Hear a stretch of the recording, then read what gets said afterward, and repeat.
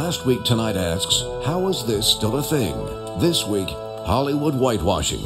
How is this still a thing?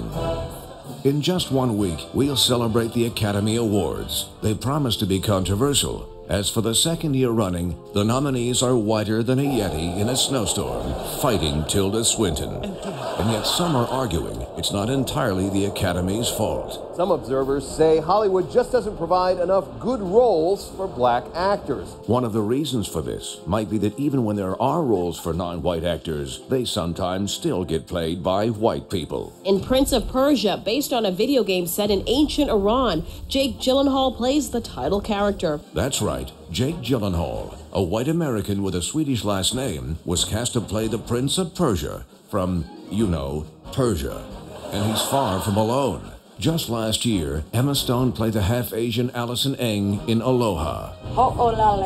Apparently, aloha means hello, goodbye, and you've got to be fucking kidding me. And when Hollywood needed actors to play Egyptians in Exodus Gods and Kings, it knew just what to do. Moses, Ramesses, you grew up together, close as brothers. That was a guy from Australia and a guy from Britain, pretending to be two guys from Egypt, a country in Africa. And if you like that, don't miss Gods of Egypt opening Friday, starring a Scottish guy. I shall be your one true God. Wow, that's the whitest Egyptian since these four. All of this is nothing new. White actors have taken roles designed for every ethnicity throughout Hollywood history. From John Wayne as Genghis Khan in The Conqueror. Your treacherous head is not safe on your shoulders. To the non-Puerto Rican Natalie Wood as Maria in West Side Story. Buenas noches. To the multiple instances of white actors playing Asian characters, from Marlon Brando. Sakini by name, interpreter by profession. To, of course, this. You cannot go on or keep ringing my bells. It's a performance the New York Times in 1961 actually praised as broadly exotic. Seriously. Yes, there's no shortage of roles for white actors playing non-white characters. The historical figure you're playing wasn't white? Not a problem. The contemporary figure you're playing wasn't white? Not a problem. The cartoon the movie was based on was entirely about non-white people? Not a problem.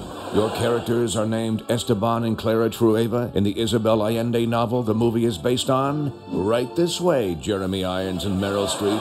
And even when a non-white person does score a major role, when they make the porn parody, guess what happens?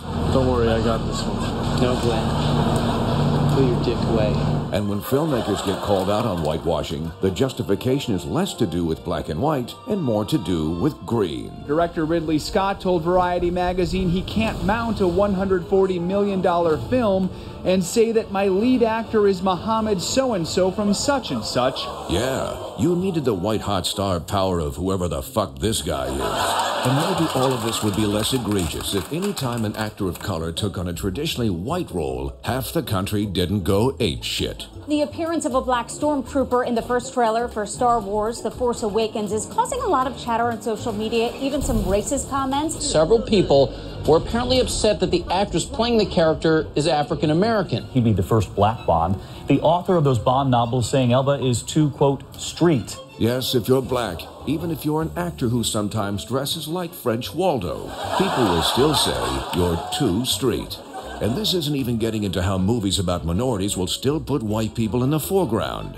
How are we supposed to believe Tom Cruise is the last samurai? This guy is the last samurai? This guy? This guy is the last samurai? This guy. This guy is the last samurai. Fuck you. So when you hear people say the Oscars are so white because the roles aren't there, just remember, the Academy gave Oscars for characters named Olan, Billy Kwan, and Luis Molina to actors named Louise, Linda, and William, all of which is enough to make you ask, Hollywood whitewashing, how is this still a thing?